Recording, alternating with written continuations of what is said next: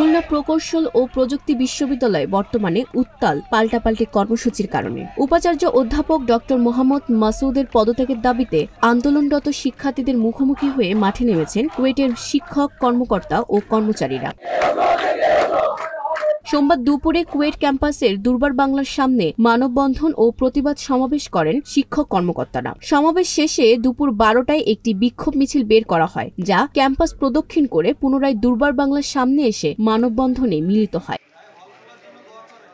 অন্যদিকে উপাচার্যের পদত্যাগ দাবিতে অবস্থান কর্মসূচি চালিয়ে যাচ্ছেন শিক্ষার্থীরা। মঙ্গলবার দুপুর 12টায় দুর্বার বাংলার পাদদেশ থেকে একটি বিক্ষোভ মিছিল বের করে তারা, যা ক্যাম্পাস ঘুরে ফিরে আসে। এ সময় ভিসি পদত্যাগ চাই ইত্যাদি স্লোগানে মুখর হয়ে ওঠে পুরো ক্যাম্পাস। বিশ্ববিদ্যালয় প্রশাসন 101তম জরুরি সিন্ডিকেট সভার মাধ্যমে ঘোষণা দিয়েছে আগামী 4 মে থেকে কুয়েটের সকল শিক্ষা কার্যক্রম পুনরায় শুরু হবে এবং 2রা মে থেকে আবাসিক হলসমূহ শিক্ষার্থীদের জন্য খুলে দেওয়া হবে।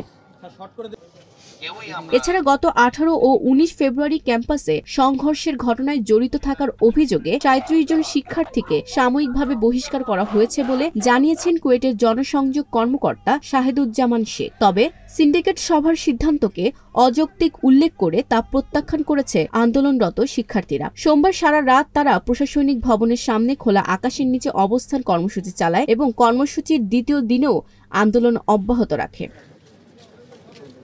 খুলনার সংবাদদাতা মিজানুল ইসলামের তথ্য ও ভিডিও চিত্রে ডেস্ক রিপোর্ট।